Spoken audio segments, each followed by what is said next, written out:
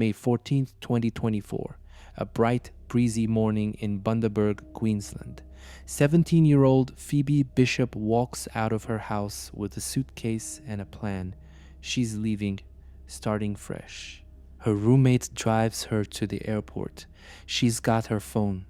Her flight is booked, but what happens next is something no one saw coming. There's no footage of Phoebe entering the airport, no boarding record. Her phone goes silent, and within days, the house she left behind is declared a crime scene. This is the full timeline of the disappearance of Phoebe Bishop, a girl who was supposed to fly away, and instead vanished into thin air. Phoebe Bishop wasn't just some anonymous runaway. She was 17, living in Bundaberg, Queensland, and known by friends and family as creative, spiritual, and independent. She had dreams of a fresh start, and in the weeks leading up to her disappearance, she made it clear she was ready to leave her current life behind. She shared a house on McCarthy Road with two adult roommates, Tanika Bromley and James Wood. Both were older, both had criminal histories. Tanika was out on bail for weapons charges. The environment wasn't stable and Phoebe knew it. She reportedly told friends she was done living there, that she couldn't take it anymore, that she was getting out. She talked about flying out of Bundaberg to start a new chapter somewhere else. That wasn't a vague dream, it was a plan. And on May 14th, she made her move. The evening of May 13th wasn't quiet inside the house on McCarthy Road. According to neighbors, there were loud voices. Some described it as arguing. One resident who lives nearby later told local media they heard banging noises and a door slamming around midnight. Police have not confirmed what, if anything, happened inside the house that night. But what we do know is that it was Phoebe's last known night at that address, and it wasn't peaceful. There are no reports that Phoebe contacted anyone during those hours. No phone records, no texts made public. But we also know that she had told people she was leaving the next morning, that she was done with the situation in that house. Whether the argument was related to her plan to leave, no one has said. But the tension in that house, the noise, the silence afterward would take on a whole new meaning the next day. On the morning of May 14th, 2024, Phoebe Bishop was awake early. She packed her belongings, a suitcase and a carry-on bag, and got ready to leave the house she had grown tired of. According to reports, she had a plane ticket booked. Her phone was still active. She was ready. At some point that morning, she left the McCarthy Road home with her roommate, Tanika Bromley. They were in a silver Hyundai Roman 935. Tanika later told police she was driving Phoebe to the Bundaberg airport, as Phoebe had planned to fly out. This was the last moment anyone close to her would see Phoebe alive, getting into a car, carrying luggage, heading toward a new life. But from here, the timeline starts to fracture, because what was supposed to be a simple drop-off turns into a vanishing.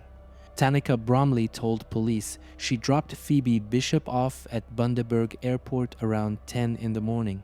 According to her, it was routine, uneventful. Phoebe had her luggage, said goodbye, and walked toward the terminal. That was it. But here's where the timeline breaks. There is no CCTV footage showing Phoebe entering the airport. None. She wasn't seen at check-in. She wasn't seen in security lines. She wasn't spotted boarding any flight. And Bundaberg Airport, while small, is covered by security cameras just like any other airport in Australia. Her name does not appear on any confirmed flight manifest. No one at the terminal remembers seeing her. Tanika's story was simple, but the evidence to support it, missing. The one person who should have been on dozens of cameras that morning, Phoebe Bishop, left no visual trace at all. From this moment forward, she exists only in memory and in silence. Phoebe's phone was still active on the morning of May 14th. In fact, it was functioning shortly before the alleged airport drop-off. Cell tower data confirms it was pinging near Bundaberg. But sometime shortly after 10 in the morning, almost immediately after the time she was reportedly dropped off, the phone went dark. Completely. No more pings, no outgoing messages, no activity on social media, no background data, not even a signal bounce. The phone didn't just lose battery, it vanished from the network. To this day, that phone has never been recovered. It has not been reactivated or located through GPS, and for police, that's more than strange. In most missing person cases, a phone leaves behind digital footprints, even accidentally. Phoebe's phone left nothing. That silence, total, immediate, is one of the first red flags that made this case stand out, because people don't just disappear. Phones don't just drop off the grid like that, unless someone wants them to. The rest of May 14th came and went, with no word from Phoebe Bishop. Her mother tried calling, friends sent messages, some waited to hear that she'd landed safely. But Phoebe, who was known to always respond, didn't answer anyone. There were no social media updates, no Instagram stories, no sign of life. For someone who had planned to leave town and start over, she left no trace of her arrival anywhere.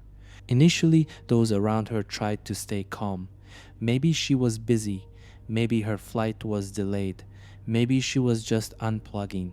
But deep down, the people who knew her really knew her felt something was wrong. Because this wasn't like Phoebe. She didn't go off grid. She didn't ignore her mom. And she wouldn't leave without telling at least one person where she was going. That night, her phone still hadn't come back online. No alerts, no calls, just silence. And what began as concern started turning into fear. By May 15th, a full day after Phoebe was last seen, her family could no longer ignore the silence. She hadn't contacted anyone. She hadn't arrived at her destination, and her phone remained completely dead. That's when they filed the missing person report. Queensland police began an initial inquiry. They reached out to known contacts, confirmed the flight had never been taken, and started tracing her last known movements. The first focus, her roommates. Tanika Bromley and James Wood told investigators that Phoebe had simply left, that she wanted to go, that there was nothing unusual about her departure. Tanika repeated her story about the airport drop-off. James, according to police, gave no specific details.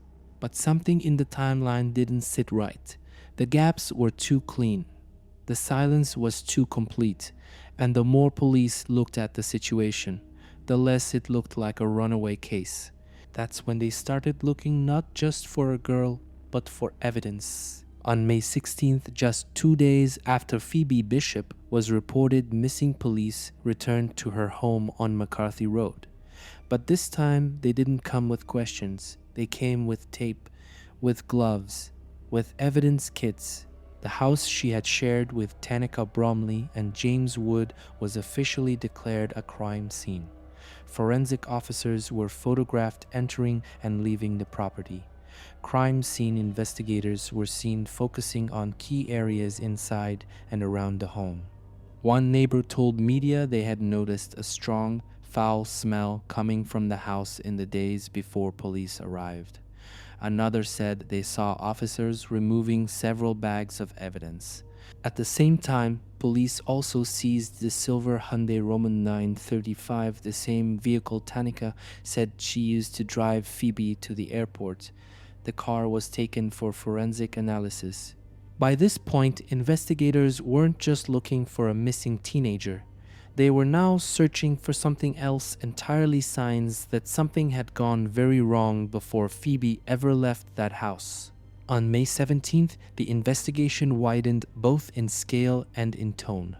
Queensland police announced that they were expanding the search for Phoebe Bishop into the remote bushland of Goodnight Scrub National Park. Located about 50 kilometers from Bundaberg, the park is dense, rugged, and isolated. Not a place you'd go by accident. Not a place someone would just wander into. But investigators clearly believed it was important. They brought in helicopters, mounted units, and most notably dive squads. When police send divers, it usually means one thing: they're looking for a body or something tied to one. They focused on waterholes, isolated trails, and stretches of river. The area was gridded out. Teams moved slowly, methodically. They weren't looking for a runaway. They were looking for evidence. And the fact that the search was targeted, that it wasn't just a publicity sweep, suggests they had a reason. Something pointed them there. But what that something was hasn't been revealed. By May 20th, the case had exploded online. News outlets were reporting it. TikTok and Reddit were spinning theories. People were calling it Australia's next true crime mystery. But for investigators, the facts hadn't moved. Phoebe Bishop was still missing. Her phone was still dark. No body had been found. No evidence had been confirmed publicly. And most importantly, no arrests had been made. Tanika Bromley and James Wood remained in the spotlight. They were never officially named suspects, but they weren't cleared either. One had a record involving weapons. The other had ties to suspicious behavior, yet both were walking free. Police stated the investigation was ongoing and active, but they've kept a tight lid on what they know. No press conferences, no updates, no tips confirmed. And for Phoebe's family, for her mother, who just wants to hear her voice again, that silence has become unbearable. Because when there's no arrest, there's no closure. It's been weeks since Phoebe Bishop disappeared. Her suitcase was packed. Her flight was booked. She told people she was leaving. But now she's gone. No one knows where, or how, or why. Police have searched homes, seized vehicles, combed the bushland, and followed the digital trail to nowhere. Her name is still listed as missing. Her case is still open. But the clock keeps ticking, and the longer it ticks, the harder it becomes to find the truth. The last confirmed facts are hauntingly simple. Phoebe was alive on the morning of May 14th. She left her house. She got into a car. Her phone went silent. And then nothing. No trace. No sound. No return. Someone somewhere knows what happened. And if that person is still silent, they're not just hiding the truth, they're stealing time. Time from her mother, from her friends, from Phoebe herself. If you know something, speak. If you suspect something, report it. And if you're listening to this, don't let Phoebe's name fade into the static. Because stories don't end by themselves. People end them. And maybe you're the one who can help write the final chapter.